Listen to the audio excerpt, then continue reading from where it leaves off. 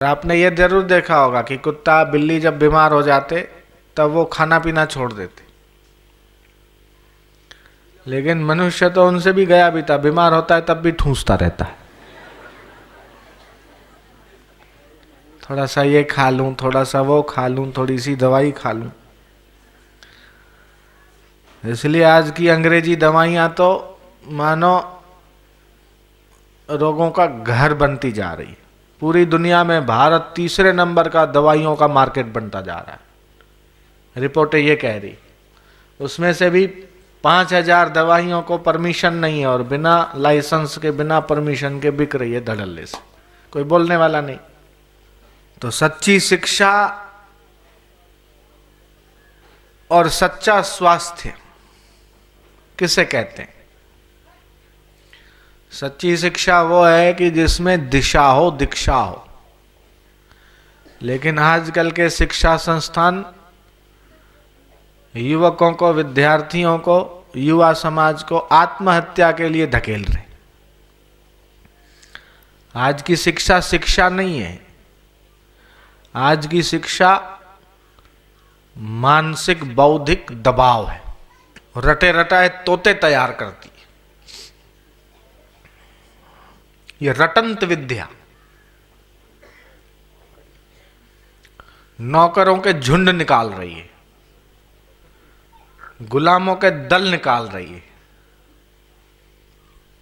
पढ़ा हुआ उसके जीवन में कितना है वो देखोगे तो जीरो। प्रतिस्पर्धा में ये विजेताओं को अभिमानी बनाती है और हारे हुओं को निराश, हताश और अवसाद के मनोरोगी बनाती है। और इसलिए बड़े बड़े घरों के लड़के भी आत्महत्या करते। इसलिए शिक्षांतर की आवश्यकता है।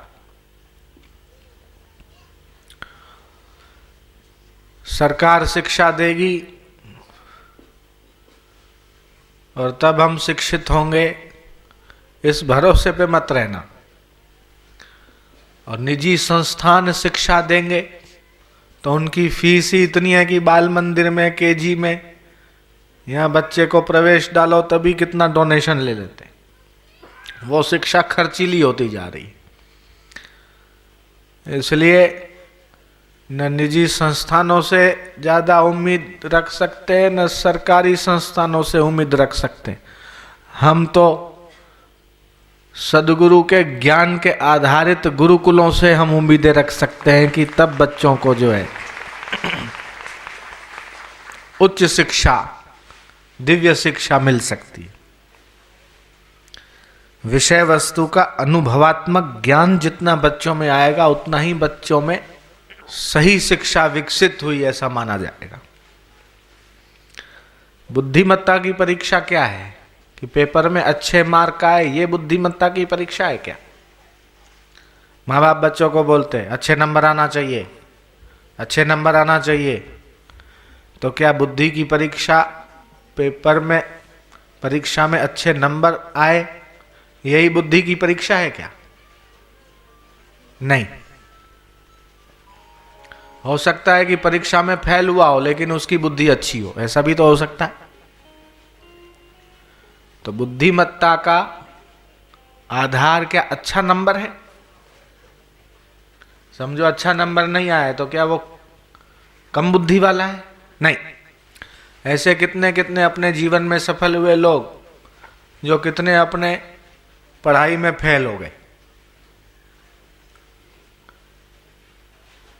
रसायन क्षेत्र में नोबेल पुरस्कार मिला वेंकटरमण रामकृष्णन को। वेंकटरमण रामकृष्णन को नोबेल पुरस्कार मिला, आईआईटी में फेल।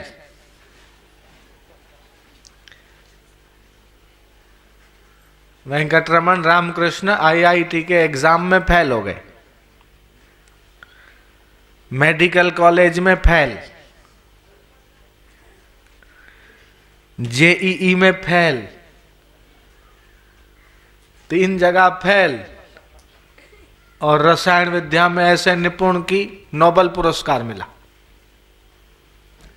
धीरूभाई अंबानी फेल, बापूजी ने तो चौथी में गए नहीं, इन मीन और तीन।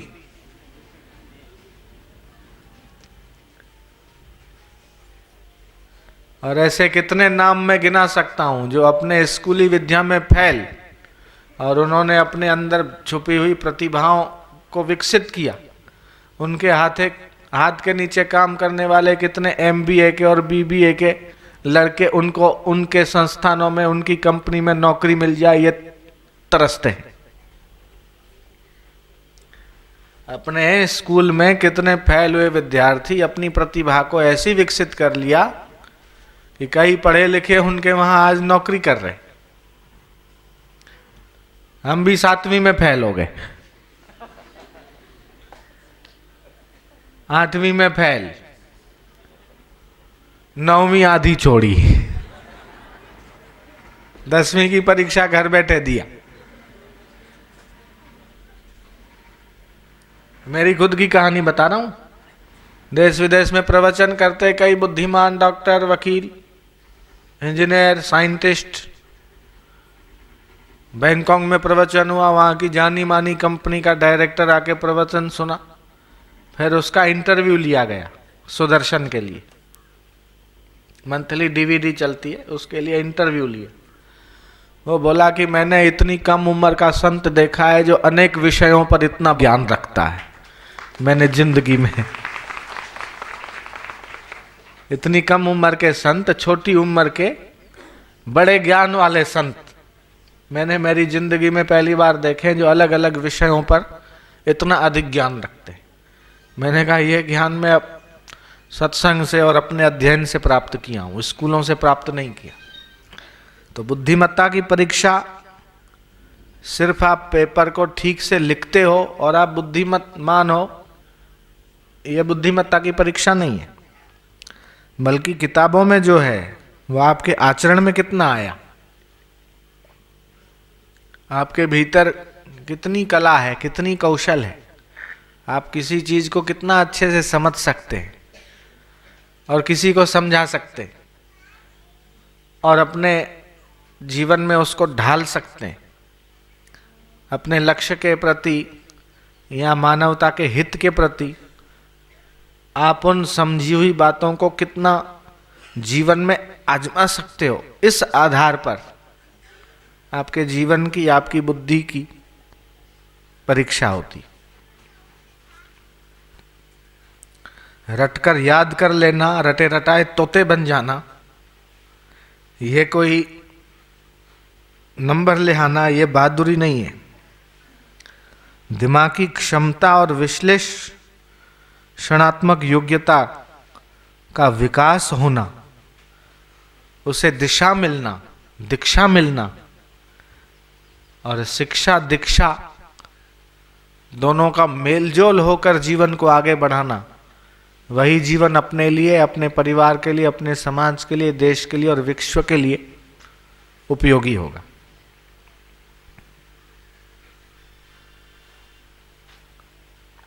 अपने बच्चों से आप ऐसे सवाल पूछो, अपने बच्चों से आप ऐसे सवाल पूछो कि जिनका जवाब किताबों में नहीं हो।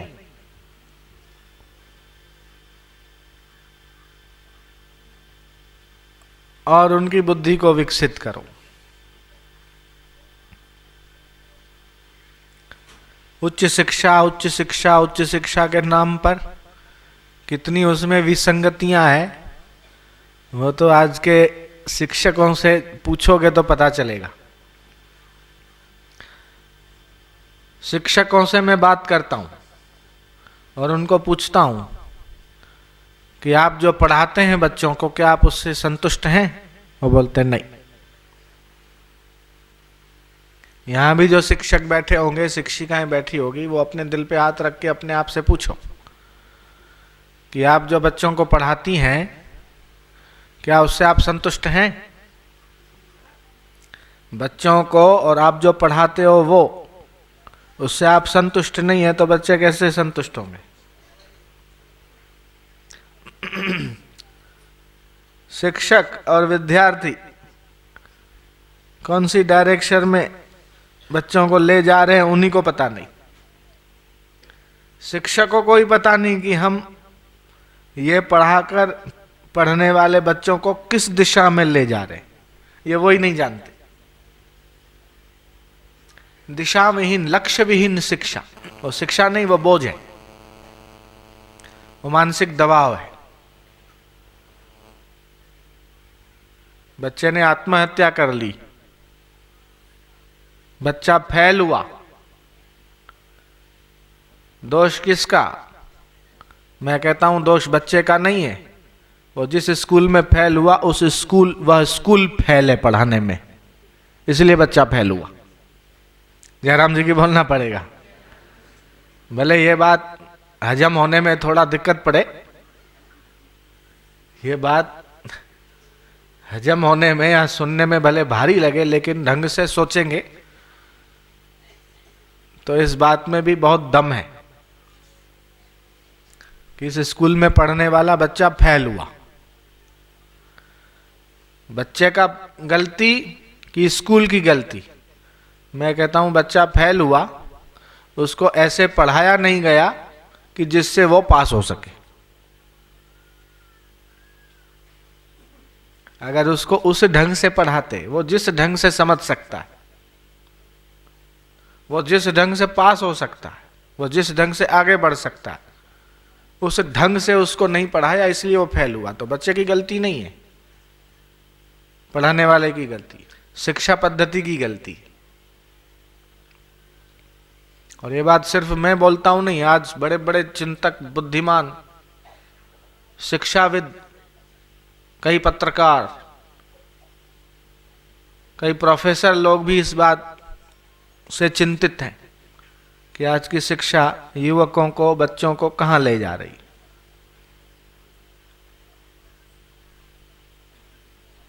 लाखों करोड़ों रुपया खर्च करके पढ़ाते बच्चों को, क्या एक सर्टिफिकेट चाहिए उसके लिए? सर्टिफिकेट है तो नौकरी बनेगी। पहले एक कमाता था, 100 खाते थे, जमाना बदला, फिर नौकरी आई। पहले नौकरी वोकरी नहीं थी, फिर एक कमाता था, 9 खाते थे, तो कही गई नौकरी। फिर नौकरी गई, हो गई चाकरी, एक कमाता था, 4 खाते थे। फिर हुई तनख्वाह, उतना ही मिलता है जितने से अपना तन चल सके, तो हो गई तनख्वाह। और अब पूछते हैं वेतन कितना मिलता है? वेतन उतना भी नहीं मिलता जितने से पेट पाल सके। बेतन, तन भी नहीं पालते।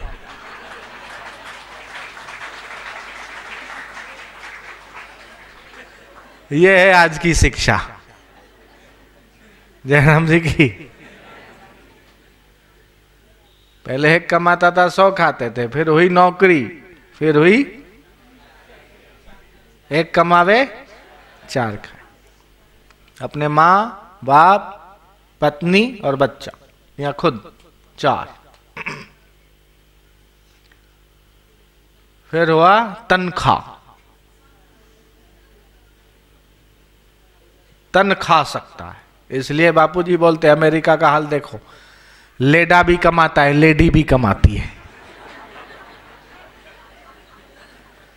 लेडा भी कमाता है, लेडी भी कमाती है। फिर भी पूछो क्या हाल चाल है, बोले बाबा आशीर्वाद करो, पूरा नहीं पड़ता। और 14-15 साल का लड़का होता है तो उसको भी आधा टाइम तो पढ़ता है, आधा टाइम घंटा 2 घंटा कहीं नौकरी करने जाता है, तब उसको $5 $10 मिलता है। लोग अमेरिका अमेरिका करके प्रभावित हो रहे हैं। बड़ौदा में एक पति पत्नी आए, बोले वीजा मिल जाए, लंदन में जाऊंगा, कमाऊंगा। मैं कहा भाई इधर ही अच्छा है, वहां जाके क्या करना? बोले नहीं आशीर्वाद दो। फिर गए, अब वहां बैठे बैठे इधर फोन करते, स्वामी जी आशीर्वाद करो, नौकरी नहीं मिलती। मैं कहा चलो कोई बात नहीं। फिर मिली तो बोले अब पूरा नहीं पड़ता, अब दोनों पति पत्नी वहां कमा रहे। मैं कहा कितना बचता है? बोले 15,000 17,000 बचता है। तो मैंने कहा यहाँ जब करते थे तो कितना बचता था? बोले 25,000 बचता था। मैं कहा जाके भी घाटे में गए? बोले लोगों को तो लगेगा ना फॉरेन में है।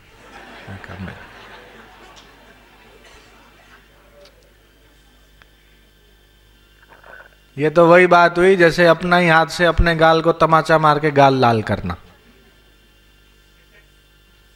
बोले देखो कितने गाल मेरे लाल दिखाई दे रहे, कमरे में जाके 2-2 थप्पड़ मार के आया इसलिए लाल दिखाई देता। तो आधुनिक विकास आधुनिक रोगों को जन्म दे रहा है। मेडिकल ऑर्कोलॉजी मैक्स हेल्थ के डायरेक्टर डॉक्टर भावना और उनके डॉक्टर सर्कल के जो ग्रुप हैं, उन्होंने सर्वेक्षण किया है कि इंसान ऑफिस में जाता है तो बैठे रहता है, खाली उंगलियां हिलाता है कंप्यूटर पे। घर पे आता है तो खाली भोजन के लिए हाथ यहां से यहां से यहां करता है। फिर रात को 6 घंटा यूं मशीन की नहीं सोया रहता है, 2 करवट इधर लेता है, 2 करवट इधर लेता है। कसरत के नाम पर, मग्गे से स्नान करने के नाम पर और टॉयलेट जाने के नाम पर वही कसरत होती है। तो इससे मनुष्य की हड्डियां और शरीर जकड़ गया। तो 2010 में 11 में जो नई बीमारियां बढ़ेगी वो ये है कि शरीर लोगों का सुस्ती और आलसी होने लगा है। जो दिन बीतते त्यों शरीर से काम नहीं लेता, दिमाग से खूब काम लेता है। टीवी चालू करता है तो न जाने कितनी चैनलें भी दिमाग को थकाती है। दिमाग को थकाती क्या है? दिमाग को टॉर्चर करती है। उसमें जो एडवर्टाइज है वो व्यक्ति की तृष्णा और आसक्ति को बढ़ाती है, इच्छाओं को बढ़ाती है। वो इच्छाएं तो बढ़ती है लेकिन पूर्ति नहीं हो पाती, तो अंदर ही अंदर क्लेश उसके मन में पैदा होता है। एक तरफ इच्छा पूर्ति का फोर्स और दूसरी तरफ वो इच्छाएं पूर्ति करने के लिए संसाधनों का और धन का अभाव। तो अंदर अंदर मन में इच्छा पूर्ति और इच्छा पूर्ति के मार्ग में आने वाले अवरोध बीच में टकराते हैं और इससे पनपने वाला मनोरोग, अवसाद और निराशा। तो ये एडवर्टाइजें भी मनोरोगी बनाती है। सासू बहू के झगड़े, सास भी कभी बहू थी, और उसमें दिखाई जाने वाली पॉलिटिक्स देख के घर घर के झगड़े शांत नहीं होते बल्कि और बढ़ते।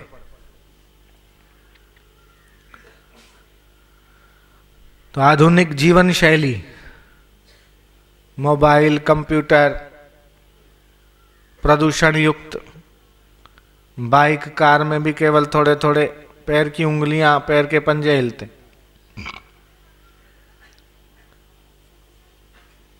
मोबाइल फोन से बाल सफेद होते जल्दी, अकाल, डिप्रेशन, स्मरण शक्ति की कमी, ज्ञान तंतुओं की दुर्बलता और थोड़े वर्षों में भूल जाने की बीमारी और अनिद्रा जैसे रोग, हाइपरटेंशन, आधासीसी, सिर दर्द, ये बीमारियां आए दिन और बढ़ने वाली है। तपेदिक, मलेरिया, टाइफॉइड, एड्स, मोटापा, डिप्थीरिया, डेंगू, पोर्ट बेली ओबेसिटी, हार्ट का ब्लॉकेज, लकवा, हाइपरटेंशन और ऑस्टियोपोरोसिस जैसी खतरनाक बीमारियां बढ़ेगी अगर ध्यान न दिया तो।